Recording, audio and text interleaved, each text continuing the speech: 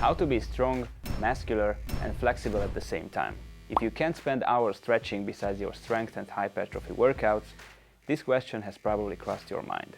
There are solutions, so stay with me and I'll tell you how to be strong, muscular and flexible at the same time. We'll go step by step, and the last technique is something that you probably have never tried before, so follow along and let's get started.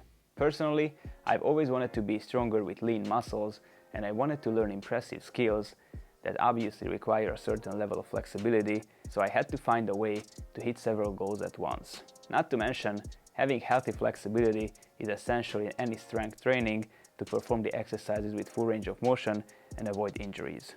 However, extreme flexibility has never really attracted me because I didn't see much benefit in being able to do splits or similar moves. If you follow my videos here or on Instagram, you will see that I don't have high-level flexibility, but I'm flexible enough to perform exercises correctly, and I find this level of flexibility sufficient in everyday life. So let's see the basic things you can do.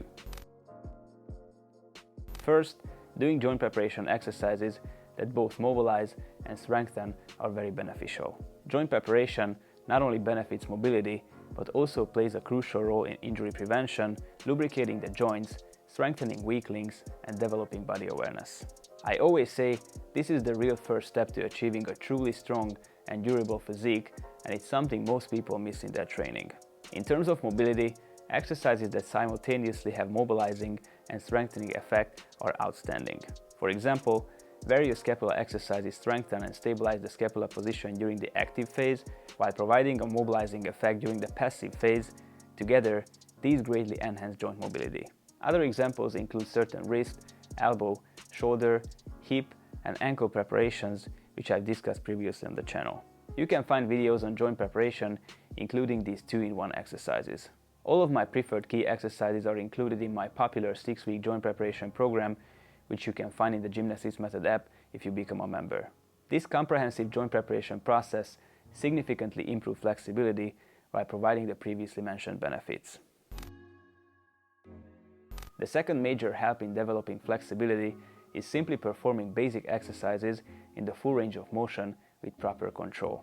Most people only pump within a partial range of motion during basic exercises, saying they feel a good pump in the muscles that way. However, the truth is that muscle grows best when moved through the full range of motion from stretch to peak contraction, not pumping the movement in the mid-range. So a larger range of motion not only helps increase joint mobility, but also aids in strength and muscle growth. These are the basic things you can do to improve your flexibility while also increasing your strength and muscle mass. Now, let's look at some advanced exercises and techniques that can help you achieve a decent flexibility while also building strength and muscle. For the upper body, a true gymnast specialty is the so-called skin the cat. This exercise mobilizes the shoulders while requiring significant strength and control.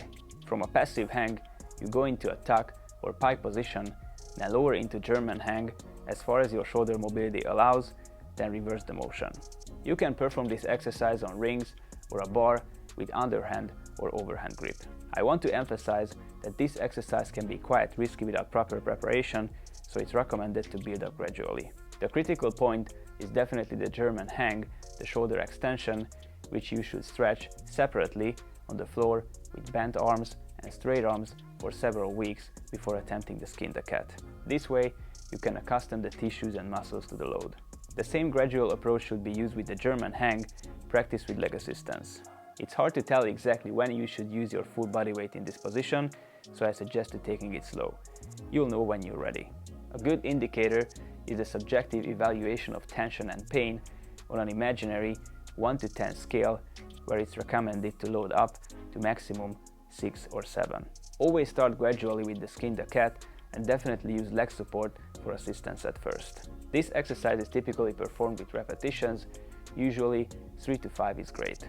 The strengthening effect is greater with a longer leverage, and the strongest effect comes from doing the exercise with a straight body. This brutally works the shoulders, arms and core. This exercise essentially moves and strengthens the shoulders in a 360-degree range, ensuring that you master it properly. You have no problems with shoulder mobility. For the lower body, the two go-to exercises for mobility, strength and muscle building are the split squat and the Cossack squat. The split squat is similar to a lunge, like doing a stationary lunge, but with your center of mass and hips moving forward and down, and your hip moving forward. This exercise greatly mobilizes the hips, it stretches the hip flexors on the rear leg side and mobilizes the ankle on the front leg side. It engages the knee in the full range of motion with proper execution while significantly loading the muscles in the front leg, especially when performed with weights. This is a truly mobilizing, strengthening and muscle building exercise, so if you want to hit more goals at once, it's almost mandatory to include it in your plan. I often say that you just have to do it, and even within a single set, you'll be able to go much deeper, not to mention the long-term development. I made a full separate video on this exercise, which you can find in the description. The other go-to lower body exercise is the Cossack squat. We could call this move the archer squat because the execution is similar to the archer push-up and pull-up. You squat on one leg while the other leg remains extended. This exercise mobilizes the hips, knees and ankles in a different dimension compared to the split squat. Here too, the more you practice it, the better you will get. It simultaneously develops your lower body mobility, strength and muscle mass. Start with body weight until you reach the full range of motion, then you can add weights. I've also made a separate video on the Cossack squat where I demonstrate it in more detail. After the go-to exercises, let's look at some other methods that are actually stretching techniques but also include a strength component. These techniques will be particularly effective because we exert force at the end of the range of motion. This creates valuable, usable new range of motion, which should be the main goal of stretching. Ultimately, the range of motion that really matters is the one that we can control. Loaded progressive stretching exercises are movements where we gradually stretch a joint with weights, helping us gain control and strength in the new range. This can be done dynamically and statically. I personally prefer a combination of the two. For example, in a shoulder flexion stretch, you can do dynamic reps and static holds with extended arms while supporting on a bench with weights in your hands. Another example is the shoulder extension stretch while bending forward in close stand or straddle, where you can also do dynamic repetitions, then hold the last rep. I've made separate videos on all these stretches, which you can find in the description or on the channel, and I will share more such videos. Finally, one of the most effective stretching techniques that includes controllable range of motion is PNF stretching. I've discussed this technique in previous videos as well. PNF stands for proprioceptive neuromuscular facilitation, where proprioception refers to the receptors sensitive to muscle length changes, neuromuscular refers to the nerve-muscle connection, and facilitation means enhancement or support. This method allows us to override the neuroprotective mechanism called myotatic reflex, thereby enabling more effective muscle stretching. A big advantage is that the muscle strengthens while being stretched. It can be applied using two techniques, so let's look at a specific example. Many people have shortened hamstrings from sitting too much and can hardly bend forward, so let's see how to improve this with the PNF stretching technique.